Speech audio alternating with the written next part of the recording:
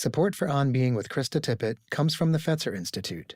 Fetzer supports a movement of organizations that are applying spiritual solutions to society's toughest problems. Learn more at fetzer.org. Here is a sentence I love from Sara Hendren. Bodies are soft flesh in a world of machinery, and that can be a beautiful match or an experience that's full of hurdles. This is a fact so ordinary, and yet not something we routinely pause to know and to ponder and work with. That our built world is designed around something called normal, and yet every single one of our bodies is mysterious and constantly adapting for better or worse and always, always changing. Sara is one of those people who has taken in the convergence of her gifts and her life to possess a singular vocation and vantage point on the world. Being a painter and loving how art reveals truth not by way of simplicity but by juxtaposition. Teaching design to engineering students. Parenting 3 beloved children, one of whom has Down syndrome. This is a conversation that will have you walking through the world, both marveling at the ordinary adaptations that bodies make and asking, in Sara's words, restless and generative questions of why we organize the physical world as though vulnerability and needs for assistance are not commonplace, indeed salutary forms of experience that reveal the genius of what being human is all about. I'm Krista Tippett, and this is On Being.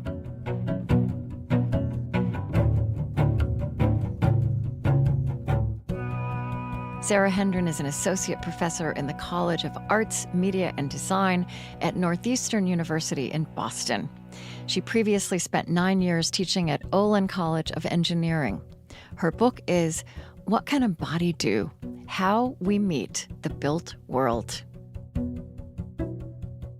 Krista? Sara? Hi. Hello. Hi. Hello. Oh, nice to have you on the other end of the line. Really great to be here. Thank you, Krista. Yeah. So, I'm always curious about the religious or spiritual background of a childhood. And I know you grew up, like me, in the Bible Belt, in a religiously saturated world. Yes. And so I want to ask you about that. But specifically, I'm curious if you think back to that air you breathed and that world and that held you, and then think about these things that so captivate you now that you're engaged in. I would say, a design sensibility and also an attention to the human body. How do you see, or do you see kind of roots of those interests in that religious or spiritual world of your childhood, that formation? I do. We were part of non-denominational churches in Arkansas. That's where I grew up. And kind of evangelical, met in a high school basketball gym to start. There was that, a sense of returning to roots, and I think even a form of counterculture, I think, looking back. And so my parents have been part of the kind of social infrastructure of that kind of style of Christianity for a long time. And there are many good things about it. They've been part of community groups and all that, what we call now social infrastructure, the kind of showing up for people and meeting and leaning on one another, and so many of those kind of practices. And I think I also found it disembodied. And, when I went to college, I actually went to Wheaton College, which is outside Chicago. Which is Billy Graham's alma mater. Yes. Yeah. Yeah. And it will tell you something about the way I grew up, that people sort of thought that Wheaton was a little bit frighteningly liberal. Or like, oh, really? Yes. Yeah. Like a little bit. And I mean, to be clear, this is a place where we couldn't drink or dance, at all. I mean, we signed a pledge to say that we wouldn't. And yet, what is so interesting, I'm so grateful that I went to Wheaton because I got a liberal arts education there. I mean, we read Foucault and Zora Neale Hurston and Virginia Woolf, and I discovered so many things there. And it's an extraordinary place. It's an extraordinary place. It is. And But I could talk about that for a long time. But I, like many students at that time, I'm so grateful that I went to a place where first order questions, big questions, were on the table. I mean, our professors took seriously the questions that are on the minds of people at that age in a particular way. That is, like, what are we here for? And what is life about? What is the nature of reality? And like a lot of my peers, I started going to an Episcopal church, and a number of my peers went to Catholic churches, went to, in other words, the liturgical and sacramental churches of that time. And I would say that finding the Episcopal Church, eventually the Catholic Church, the kind of sacramental, is such an acknowledgement of the animality of the human creature, the kneeling and the images and the kind of distinct separateness of that sensory environment. Yes. And images of saints and candles and so many reminders that you are, in fact, an animal creature who has come to seek some way of being more than animal, but never not animal. And I think that, so I will say that, my commitment to, my joy in everything that's tangible about the world. So the way that artifacts hold ideas and the way that shaping artifacts can then, in tandem, reshape ideas, that artifacts can do that kind of double work, that kind of acknowledgement, finding myself a body in that moment, it has been distinctly important. There's so many things about that time. When you use the word artifacts, put some flesh on that bone. Like, say what, Because I feel like for you, you're so much in your imagination when you use that word. So I want you to kind of download that a little bit. Yeah, use a tech word. Yes, download, right, the language of our time. Yeah. I mean, artifacts, growing up, I think, like a lot of people drawn to the arts, I loved that paintings and sculpture and the way that a painting or a poem can let life be as complicated as it is in one kind of distilled form was so joyful to me. I think really you'd have to fast forward to when I kind of discovered disability, prosthetics, and design, and that was a result of my son Graham being born. And Graham has Down syndrome. He's the first of our 3 children. That training in visual culture primed me for seeing what I would see with him in my life. And what that was the artifacts of disability. So, after he was born, just in a few months' time, we started going to physical therapy and speech therapy and occupational therapy, and all kinds of objects, artifacts, were in those spaces. The little orthotic braces that are made for toddlers are printed with little cheery images of animals, and Right. and I would see kids in these little gyms wearing cochlear implants that had like a bright plastic dinosaur on top, and I would just think, wow, there's so much going on that's both clinical and functional in these objects, but there's also something expressive that's happening, that they're trying to broadcast something about the person who's wearing them. And so that got me interested in prosthetics in my parent role, but eventually I got interested in kind of the engineered and designed, Right. Utility and functionality of objects too. In other words, technology, that's also culture. Right. All of it, though, is doing something to help us make meaning of our lives and also, yes, to get stuff done. And to make meaning of our lives as we inhabit our bodies, right? That's I mean, right. that's really right. where you focused in and are creative. And so the title of your book, which is a wonderful book, What Can a Body Do? How We Meet the Built World. And that question, I didn't know until I read this from you, is really a famous question in the history of philosophy. Would you say a little bit about that? Yes. What can a body do is a question posed by Gilles Deleuze, a French philosopher, and he was in dialogue with a much earlier philosophical question of Spinoza's, this what can a body do? And they meant very different things, but Deleuze was taking this up as a kind of project of posing the body as an assemblage, so not the kind of classical form of the question, what is a body, or how is a body like a mind or not like a mind. Deleuze is saying something else, which is just like, it depends on the context and what is around, what this body can actually do. Like in the designed world, the presence or absence of prosthetics, but also assistive technologies of all kinds, things like ramps instead of stairways, those make possible passage through the built world that is otherwise impossible. So you say, okay, well, what is a body in a wheelchair? What can it do? Well, it depends. It's in part like, do the legs ambulate or not? But really the question is, what's possible in the built world in the passageway that it's trying to go down? So can it get up a set of stairs? No. But can it get up the inclined plane of a ramp? Yes.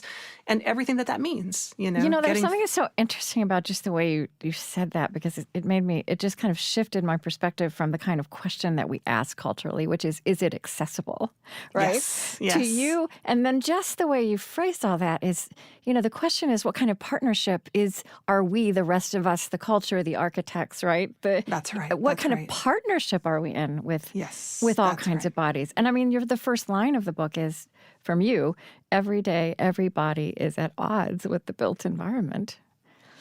That's right. There's porous skin and this kind of inherent vulnerability even, and we build these beautiful hardscapes, many of them that do have these edges and corners. And so we figure out how to adjust ourselves in chairs and, standing and sitting and ambling down the street on uneven pavement and all kinds of things. And I think what you said there, Krista, is what's animated my work, which is to say, I think the standard question is, how do we make this accessible? And what people mean is, how can we make a bigger tent of a world and, quote, not forget people who are using wheelchairs or walkers or crutches or all those mobility aids, or perhaps a navigational cane, or any number of things.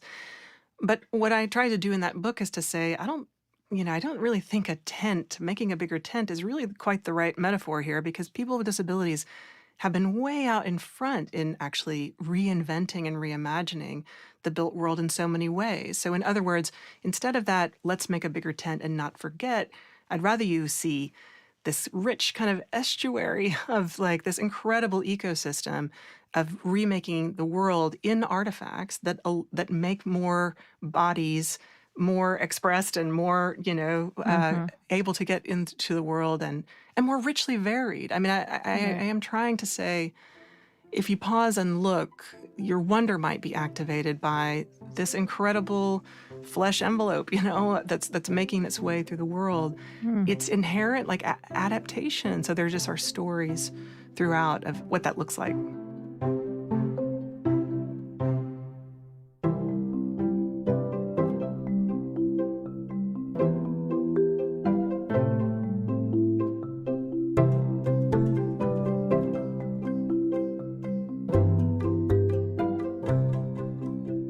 Something else that I learned from you is that this metric of what is normal and kind of building everything around this idea of normal is really new. And that before the 19th century, the paradigm was, what is the ideal? And if you were working from what was ideal, then almost nobody met that, right? That's right. That's so right. Everything was an adaptation, and that was understood. Yes. And then there's another, you wrote about, that this also kind of dovetailed with Darwin and interpretations of Darwin. And you said, like, average came to be equated with better and best, and what was common was natural, and what was natural was right. And That's just thinking about that and all the different kind of attitudes and assumptions and actions and design actions that flow from that mentality shift. That's right. And that's a misuse of Darwin, but it was that kind of social evolution and indeed eugenics that followed in that wake. That which is the extreme implication of it. That's right. And people have written about this, like in our own country in the early 20th century, county fairs where they would have these like better, fitter families, like families showing up together to kind of be graded on, how fit and in a kind of virile body and mind soundness state they were. I know. But as a kind of national project, I mean, there was this meaning like, a political nationalism, like a kind of investment in the betterment of human beings, because as though that were possible, right? And you get institutionalization of so-called feeble-minded. I mean, that history is really ugly, but, it won't do to kind of look back and say, like, oh, those blinkered people, we're not like them. I mean, there's a long tail of the kind of celebration of how quick, how fast, how, quote, ahead of the curve people are as a measure of their worth. Yeah, and it's one of these things where, right, if we become conscious of how constructed this is, right, what an inheritance it is, but that it is something that was at one point created and then passed down, then your imagination just opens wide. And I feel like, I mean, obviously, first of all, just having your first child, and what a heart and mind and life opener that is. And Graham being born with Down syndrome, and I listened to you in another interview, and you made a statement which I want to repeat it because it really landed with me, and I've been pondering it. And I feel like it describes both you as a human being and also you as a designer. You said in adulthood, when something really big happens to you, you either just kind of assimilate it into the pre-existing story that you've been living by, or you accommodate and you make room for this experience, and your story shifts.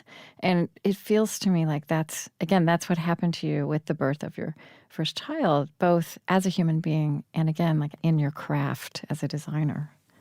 That is very true. I mean, my dear friend and colleague, John Adler, studies narrative identity in adulthood. That is he's at Olin College, where I worked until this year. And he taught me this kind of, that we make stories of our lives as a biological imperative. Like, we have to see our lives as coherent. And now, whether that takes on a positive cast overall or a negative one is what makes a lot of the difference. But the coherence is really powerful. We need to kind of tell stories that do make sense over time of how we got to where we are. And I mean, it's a feature of, in the science, it's a feature of how we exist. I mean, there's sort of like genetic factors, and there's sort of nurture, environmental factors, and then there's this story making.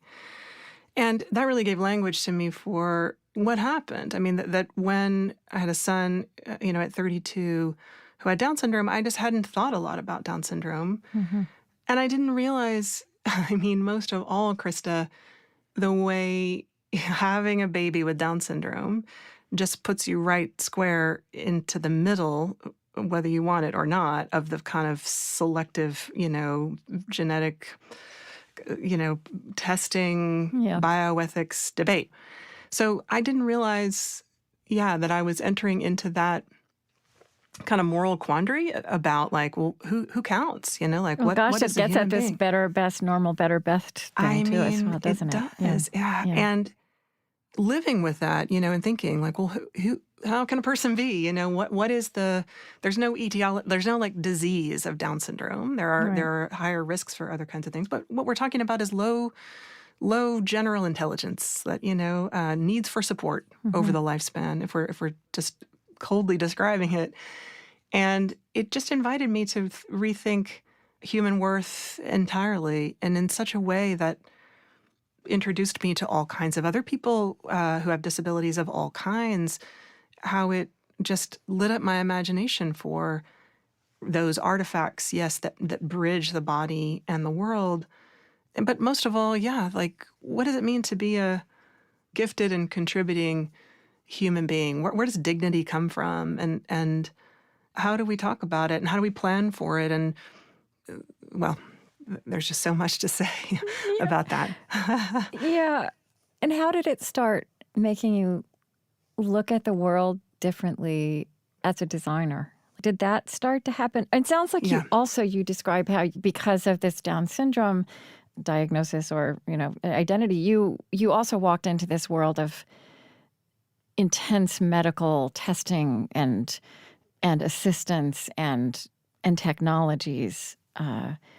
It seems to me that was also really formative to you. Absolutely. Just grappling with that. Yeah, and the high contrast of it, because, I mean, we were, as all parents are, we were just absolutely smitten with and in love with this singular human being. I mean, Yeah. in the way that you are. And of course, every parenting, especially a first parenting experience, is so life-changing in so many ways. And then to have this other layer, the contrast again was so high. I mean, I'm just thinking us in our little life, me, my husband, and this first baby of ours, and then going to the doctor's office and it just being all the measurement stuff for one thing, charts and measures and numbers and things, risks and possibilities. But then really the imagination behind, just like going to a little gym, a little pediatric gym, and being like, this is so clever, the swing that they devised to be playful, but to challenge the balance, for a baby with low global, muscle tone or whatever. And I just was so taken with the kind of possibility that was suggested there. And then I'll tell you what, too, I saw somehow an image of Temple Grandin's squeeze chair. And people may know this. Temple Grandin's a famous kind of self-advocate who is autistic, and she's also an engineer and into animal husbandry. She's done a lot of work in animal husbandry. And she, as an autistic person, she experiences kind of physical affection from other people really as overwhelming. And she designed for herself, because she's an engineer, what she calls a squeeze machine. So it's like a wooden chamber that she can get into at the end of the day, and it will wrap around her like a hug, but a hug by proxy. And she then worked with an artist named Wendy Jacob, and they built, some chairs that had arms that would reach up around you and hug you, that were based on this kind of squeeze chair. And that to me was like magical. Something about this like very functional object that was a prosthesis for building a bridge between the body and the world, but it also had this like really interesting poetry about it, like a furniture that gives you a hug. Like what an interesting idea, that this thing would kind of be animate or something. And I think the reason why that felt so powerful to me at that time is because I thought there is an object that suggests that disability is this adaptive and imaginative, agencyful experience, that the clinical kind of material language of just crutches and Band-Aids and IVs and so on, that clinical language would never do justice to this life, And I knew it already having a baby with Down syndrome who, it's like one day he was Graham, like a singular human being. And then the next day people would speak about him as a type, And that was the hardest of all, because we knew, of course, that we had a person with us, the likes of whom had never been, present on the planet before and never will be again. And yet, here was this kind of like clinical diagnostics rushing to kind of characterize him. Thank goodness for doctors and for numbers and averages and controlled studies and all those things. It's a both and, yeah. It's a both and.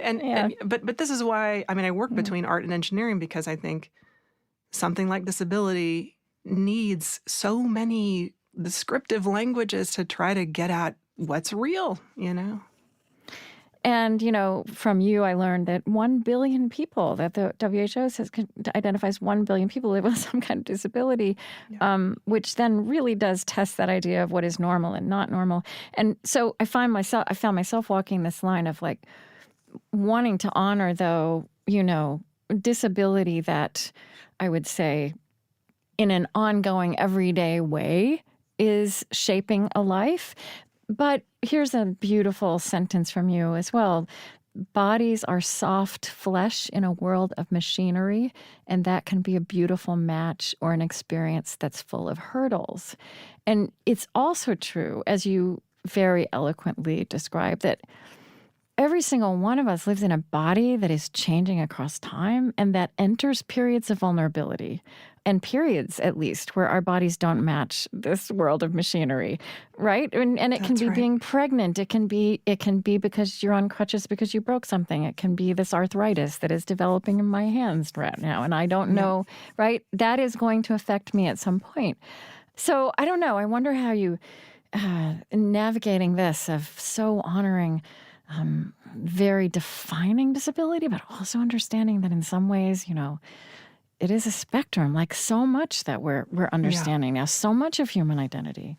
Yeah, that's right. And I think after many years of being taught by disabled scholars and academics who would call themselves disabled, and reading deeply in disability studies, meeting so many people, building friendships and colleagueships, I think maybe the most distilled way of talking about it is to say that disability is needfulness, personal Mm, and political, social. mm. And so what that means is, right, that we might actually say that needfulness, because it's temporal and changing and over the lifespan, is a feature actually of human life, and Yes. maybe even constitutive of the good life. I've Mm. come to think, and I think we'd want to then say, right, well, in the 1960s and after, you get kind of disability politics as an identity. You get people building a kind of coalition out of atypical bodies because it's not all the same, right? So global aging is different from Right. using a wheelchair, right?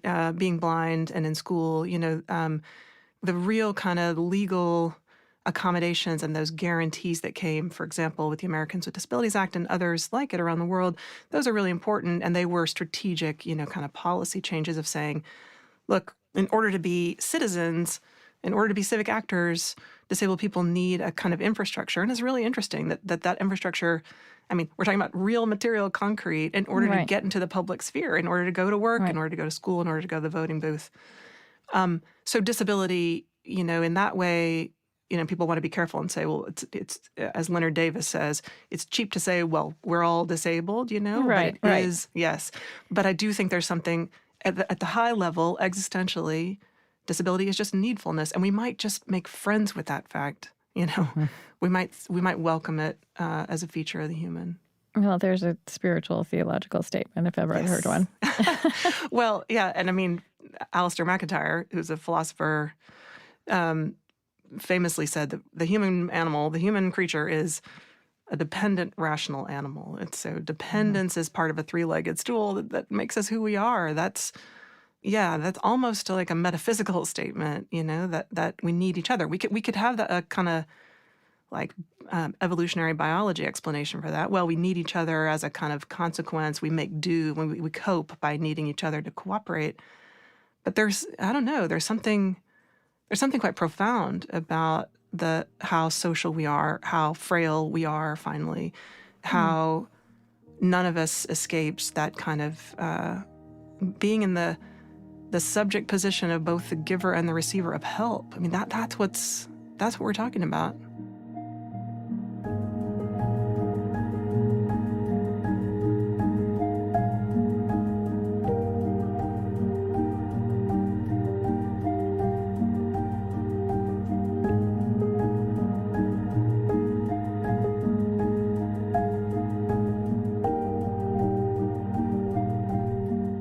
Just getting immersed in your work also, and just this phrase independent living that that is now just a feature of society, an independent living facility. What that actually means is that there's a lot of assistance, right? That's right. That's There's exactly a lot of right. help. It's actually understanding that at certain points in life, a quality or a feeling, a freedom of independence needs all kinds of support.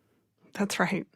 That's right. And there's a the independent living movement in this country, which again was in that kind of 60s and 70s era, was a lot of people, like Ed Roberts, who was a polio survivor and used a chair all his life, and a lot of complex medical equipment, went to UC Berkeley with complex medical needs, took up residence in the hospital on campus, and sort of changed in adaptive reuse of architecture, changed that hospital floor into kind of a dorm room, and was joined by a dozen other students with complex medical needs. This was unheard of, the idea that they could become students there. And they were the ones, among others, who launched the independent living movement, which was so not on campus anymore, but in a storefront in Berkeley, and now in all 50 states, a place where you can go in and say, how can I outfit my kitchen to make it more usable by me if I'm using a chair or something else? But also, how can I hire, as you said, assistants? How can I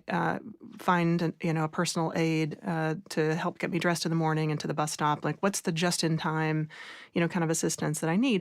And for those people at that time, these were a lot polio survivors, for example. I mean, those were people who were at home, went to school at home, were not in the public eye, and were treated and really rendered as like just medical patients, full stop. Like that's all they were. And so independence for them really meant, and they were careful to say, like, it doesn't mean doing everything for ourselves. It's not self-sufficiency, but it's self-determination. It is. That's what Judy Heumann said, who just passed away this year. Yes, she did, famous act. Yeah.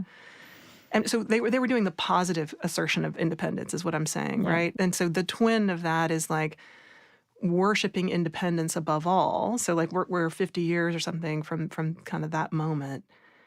And there's a paradox to live with. Mm-hmm. And culturally, that's also kind of how we're inclined to want to interpret that. That's right. And I think people kind of romanticize like, well, it's really interdependence and whatever. And I think, there is still a question in the air, which is that what about just the plain fact of dependence, Right. What if you just called it dependent living and that was an honorable thing? Seriously, it's so true. I wonder if it's, it just, I mean, in an American context, like there's just so much about, we all know this, like frontier spirit and kind of that kind of individualism, which again, we wouldn't want to romanticize the absence of independence, and choices and so on. But I think we can all also point to the kind of widespread atomization and loneliness and, all kinds of social phenomena we're living with now, right? That is sort of peak independence. And in the design world, I just see so many young engineers and designers who are designing for aging, and the only good they can imagine is for older adults to hang on to every last scrap of independence that they can, because that's a young person's idea. Right, right. Or it's a total orientation, right? Yes. That's shaping things and maybe warping things. I mean, what if it was graceful living, right? What if it was graceful living and we just decided how we were defining what a graceful life is, and it wouldn't be without need and it wouldn't be without care and help and support. That's right. Community. Yeah. I mean, there's probably a role for kind of social robots and, for aging, in some places carefully done.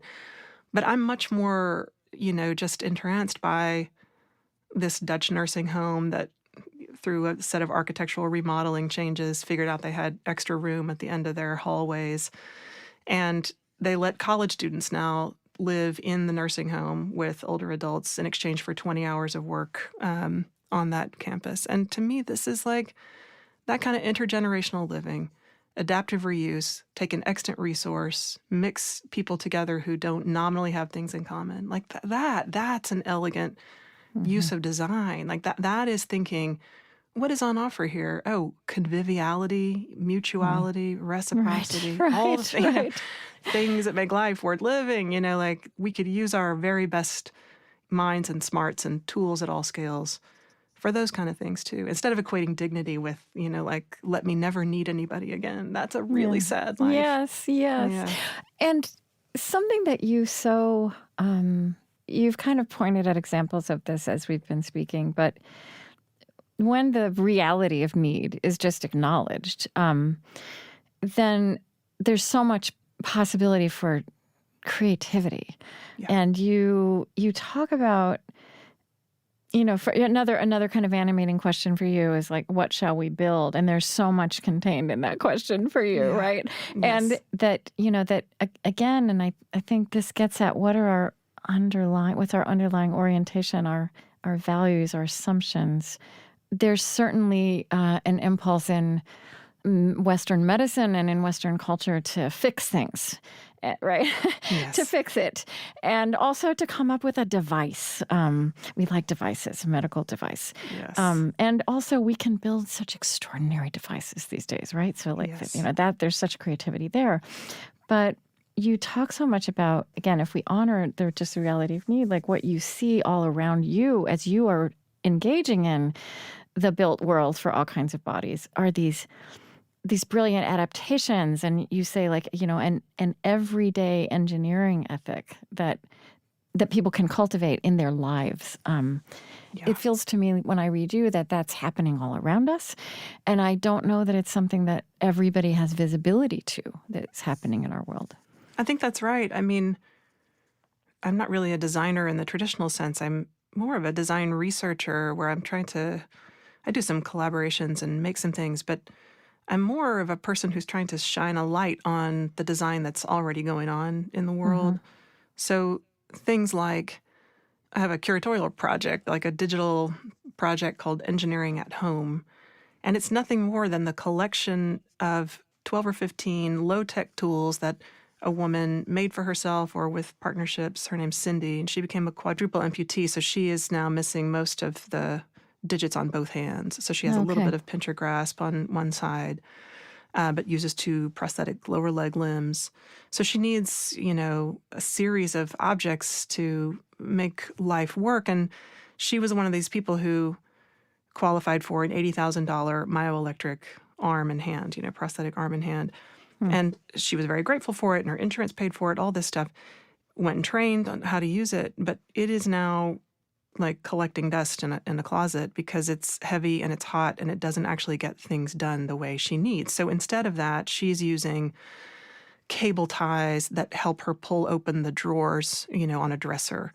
She's using, tweezers to pull out her earrings out of a jewelry box. She worked with her same prosthetist who got her that fancy arm to build a little silicone cap that fits over her residual hand and has a fork attached in it just so. And it was made for, just like under $10 or something. Right. So Yeah. and like none of this is to say like, oh, that means all high-tech prosthetics are bad. It's not. No. It's just that those, as you said, we have so much extraordinary technology. What we mean by extraordinary is it's novel in its materials. It is optimized and efficient in using things like circuitry and carbon fiber and, that it does engineering-y impressive things. And that is really true. And for some people, those tools are transformative. But meanwhile, there are in the garages and living rooms and kitchens of the world, people doing all kinds of inventive things with stuff to make their bodies move through the world. And, nobody would look at Cindy typically, in the kind of popular magazines of maker DIY culture and say, oh, there's a hacker maker type, right? People don't think of like, senior citizens in the suburbs like that. And I that project, it's a collaboration with an anthropologist, Katrin Lynch, and myself. We were trying to just show this spotlight and say, the material culture of disability is truly everywhere. It's low tech, medium tech, high tech.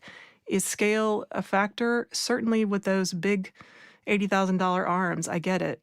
But meanwhile, we might partner with each other to make more things that help us do the things that we want. I mean, the most meaningful object in that suite of things is that same little silicone cap that has a ballpoint pen on it. Because Cindy went to her prosthetist and said, you know what matters to me? I want to write thank you notes. Right. And she doesn't have to do that. She doesn't have to do that. I mean, she can, speech to text on her iPhone. But she really wanted to. That was the thing that was going to make her feel like I'm recognizably me with this altered body. And I just wanted people to look at that and say, oh my goodness, my uncle used to do that too. Like I know, I had never thought of that particular idea. And just to see that, there's just such a kind of diminishment story of disability. And even in the prosthetics, it's like, here's how you cope or overcome. Yes. And people are just learning. I mean, that's what's happening. People are learning. We are learning through ties, obligation, constraints. All those things are actually modes of creativity if we see it as such. There are real hurdles, but it's creativity too.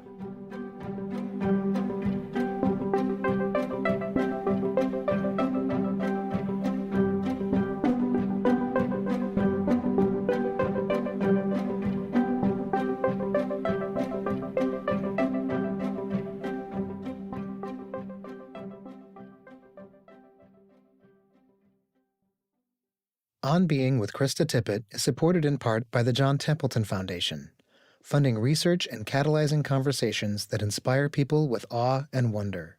On the Templeton Ideas podcast, they dive deep into conversations with astrophysicists, psychologists, and philosophers, exploring the most awe-inspiring ideas in our world. Learn more at templeton.org.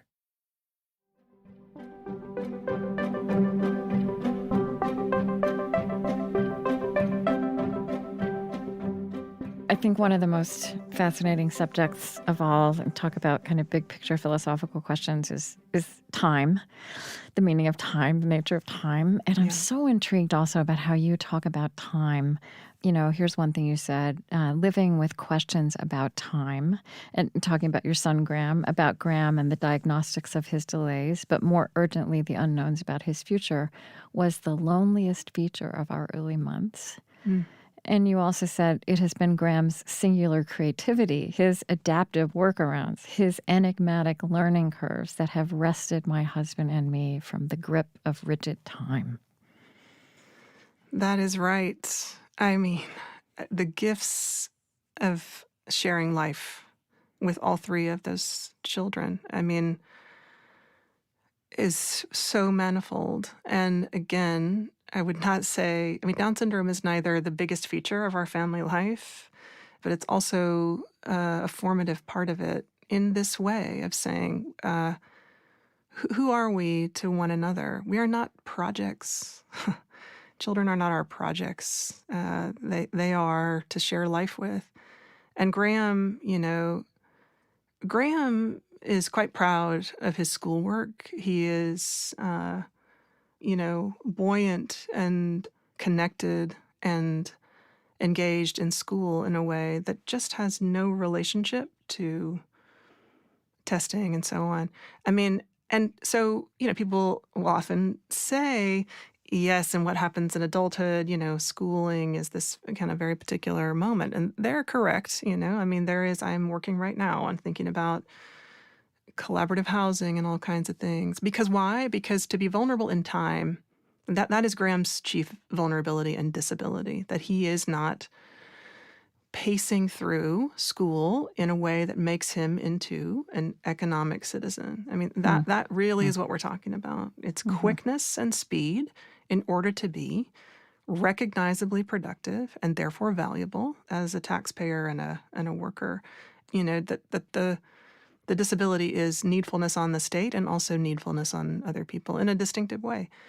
And so that time, that kind of atypical way of maneuvering through time, yes, has helped all of us in our family to see what are we attached to in our worth, and what will we do, how will we build the kind of lives that we want, not just for ourselves, but in our communities, where economic worth is one piece of who many of us are, but where the human family is a much bigger thing. Crip time is this kind of term of art in disability studies that I learned from other disability scholars, and it is that acknowledgement, the kind of slowness that comes with a lot of conditions, aging, but also maybe maneuvering with gear and again, making friends with that slowness and trying to ask ourselves, well, what is the hurry about? Do we want our lives subsumed by our economic worth? Again, none of this is to say that we don't, in a realistic way, live in a time in which we work for money. Yes, I get it. But the invitation is also to ask what our lives are about. Yeah. So for this season that we're doing of the show, we're focusing on the body and on embodied experience and embodied intelligence, in part because we've entered, for many of us, felt like it came suddenly into this new technological era of AI. And I'm interested in, how the new AI is in fact a student of us, but it is a student of us on the internet, right? Yes, yes. and so I feel like it, and to state it positively, again, as an opportunity, we might take that up as a calling, or it might compel us to really think deeply about what it means to be human in the fullness of that. And what is all this? What is the intelligence and creativity that lives in our bodies and that is really beyond the visibility of this technology? And how do we, really honor and cultivate that?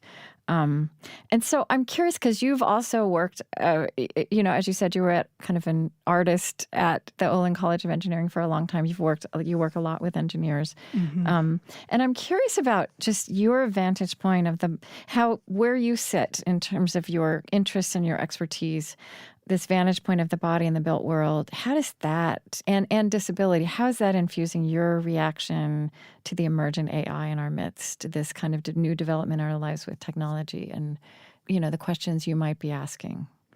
Yeah, I mean, like everybody, I'm watching as these things emerge, and on a given Tuesday or Thursday, my ideas change for sure. Trying to figure this out. I mean, I will say I've certainly seen the way that digital technologies have been really life-changing adaptive tools for people with disabilities. So things like smartphones, and I mentioned speech-to-text, the fidelity of Yeah, which has yeah, gotten so much better. So, I mean, yeah. we have reason to think that at that low-level amplified assistance mode, we have reasons to think that that will also be adaptive and as an assistance kind of tool for kind of everyday problem solving and so on. I mean, I think as somebody who thinks a lot about cognitive disability and spends a lot of time with people with intellectual disabilities, I'm really skeptical of the way that artificial intelligence bundles together a narrow idea of what intelligence is. And what it means Right, is like, right. right, it's like, Yeah. what is a pattern finding machine that can also Hmm. average and spit out a kind of optimized new set of patterns from those patterns. And the idea that processing power is the mark, the sort of quick processing of those patterns is the sum total of intelligence.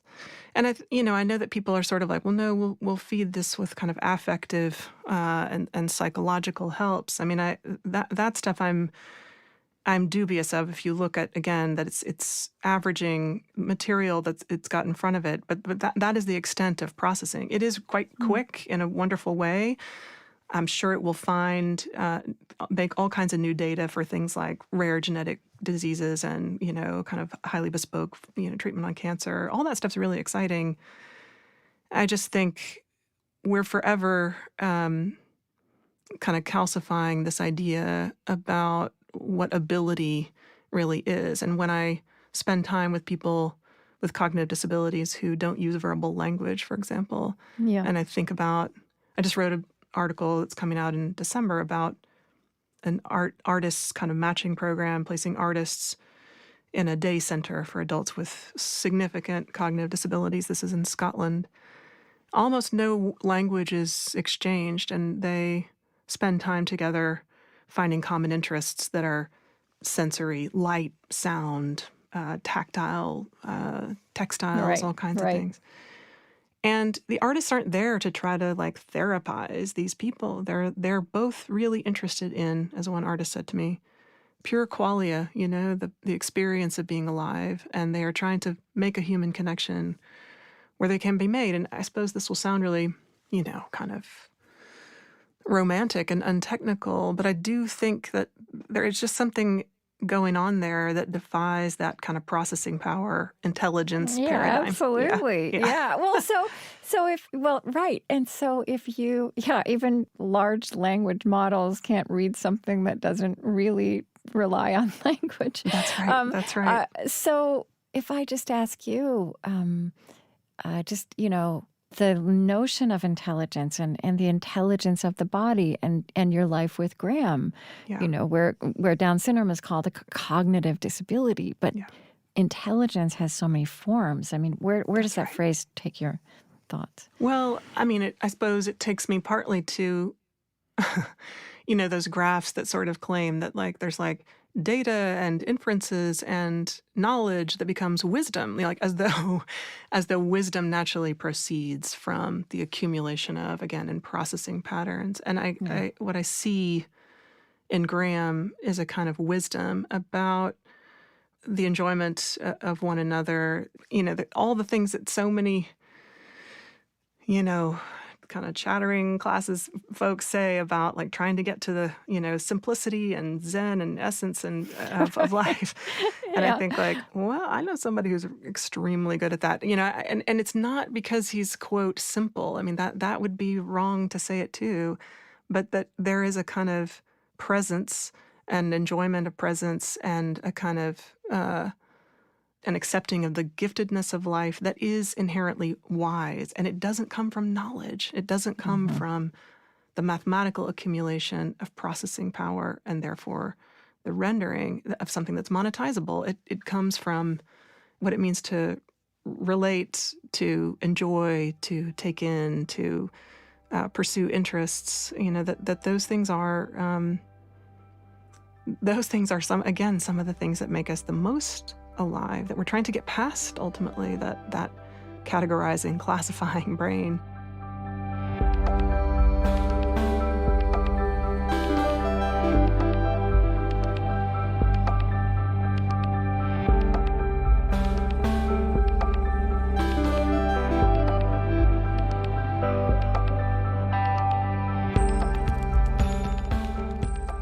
There's someplace else in another interview you quoted a theologian, and I didn't catch the name, about cultivating an openness to the unbidden, which also feels like a mark of wisdom and aliveness. Could you say a little bit of that? Yeah, that's William May.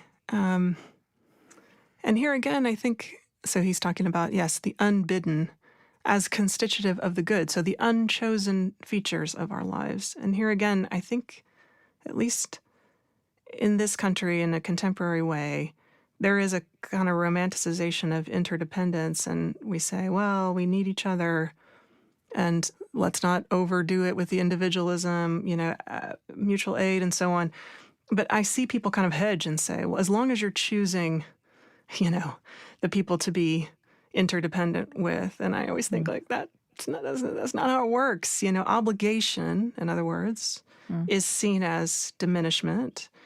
I mean, people can't imagine that my two neurotypical children, who again Down syndrome is not the story of our lives, like we're doing all kinds of other things. They can't imagine that my two children might actually have a richer and more fulfilling life in their adulthood with Graham, who, yes, will place some obligation on them. And a lot of people say, like, oh, that's nice for you now, but there's a very eugenic logic in the way that people think about this stuff. How could you burden those two other children? They cannot imagine what it's like to share life with somebody like Graham, because they cannot imagine his gifts. They cannot imagine his giving that. So in other words, did I choose Graham in the sense that, you don't order, a child from a restaurant. The one arrives. But I, saying yes to that, when I did have a choice, right? Saying yes to that, it played out differently in my pregnancy and stuff. But saying yes actually opened up all kinds of interactions, family culture, insight, into the world. And so the unbidden, I think, I think the mythology of life unfettered and only driven by choosing and optimizing. And again, that's the kind of AI thing, that choosing, optimizing, selecting for patterns, clearing the path, for for self-actualization. I think history shows that the meaning of our lives is as much made by the demands that are placed on us and what we see in those exchanges, as much as the choosing. I really do believe that. And No, go on. I just I think this repulsion about dependence is everywhere. In aging, our conversations about aging and end of life, I think I'm seeing in all kinds of bioethical spaces, people trying to rationalize, medical assistance in dying or whatever. In part because the idea that one would be dependent and therefore a burden, quote unquote, to their family members would be a terrible way to end one's life.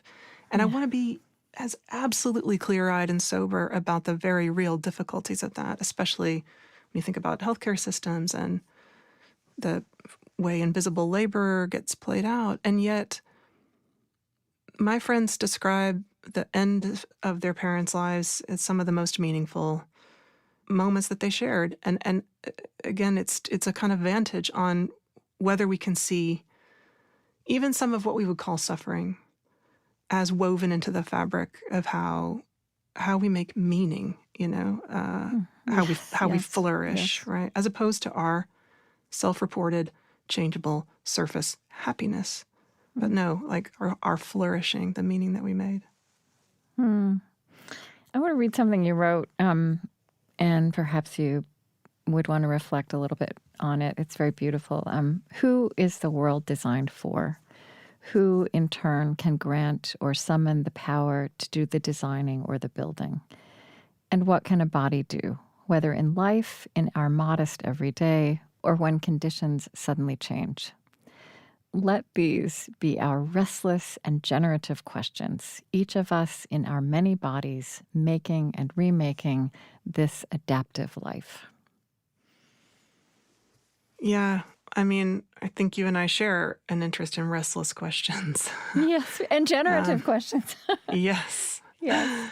I mean, I think it's like trying to find an ever more precise language for the way that disability as a form of insight can collect everybody. I mean, it can, meaning collect us into that insight, that wisdom about the world, that coming into contact with needfulness and finding oneself part of something really big. And that is what I wanted to try to issue as an invitation. Not, again, that our experiences are the same, because, of course, our distinctions really matter, but that the restless questions is a form of staying energized rather than resigned about what is in our way right now, where the misfits lie, and what we might make together in the future. I mean, it just, I want that this kind of, for design to be a portal to the questions of those what if kind of questions, not just the questions of professional expertise, what could be built tomorrow, although I'm interested in that, but really, could we cultivate the kind of agency and openness and surprise and joy and difficulty that disability makes evident, and could we recognize ourselves? And I really do mean we. I don't mean that kind of as a rhetorical flourish. I really mean the collective we, seeing disability as something really true, and maybe seeing ourselves in it. And when you use that phrase, where the misfits lie, I think what you're talking about is where what is built and designed does not fit the actual reality of human bodies moving through it, with it, living with it. Yeah, I mean, and this is a foundational kind of idea from Rosemary Garland Thompson about misfitting, where she says it's like being a person with disability, she is one herself, is being a square peg in a round hole. But that's a really interesting kind of statement, not because it's just like, things don't fit. No, it's because it's unclear whether the square peg or the round hole is the site of the misfit. In other words, right, if my legs don't walk, is it the question of a better wheelchair to augment my body, or is it a question of like, well, what's available in public space on the exterior of a building? Okay, well, now our questions just got like fractal, like in terms of where possibly we might intervene. And that's what's so interesting about design, is that it's not clear whether the body is calling for, amplification and augmentation and perfectibility, in the kind of fantasy way. Yeah, maybe some really good tools, but also what shapes and sounds and textures of the world might just shift a little, be more flexible in the way they're joined together.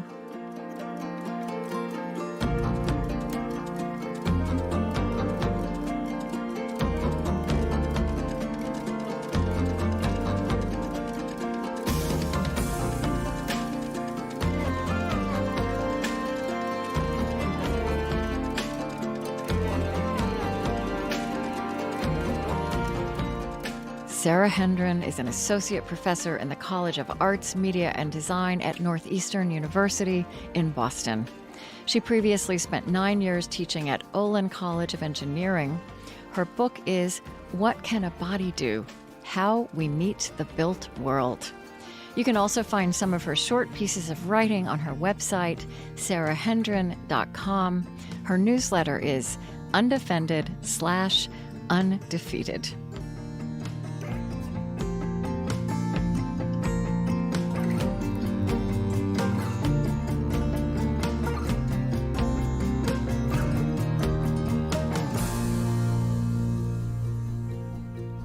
The On Being Project is Chris Heagle, Loren Drummerhausen, Eddie Gonzalez, Lillian Vo, Lucas Johnson, Suzette Burley, Zach Rose, Colleen Scheck, Julie Seipel, Gretchen Honnold, Podrigo Tuma, Gautam Shrikishan, April Adamson, Ashley Herr, Amy Chatelaine, Cameron Musar, Kayla Edwards, Tiffany Champion, Juliet Dallas-Feeney, Vanessa Hale, and Andrea Prevost.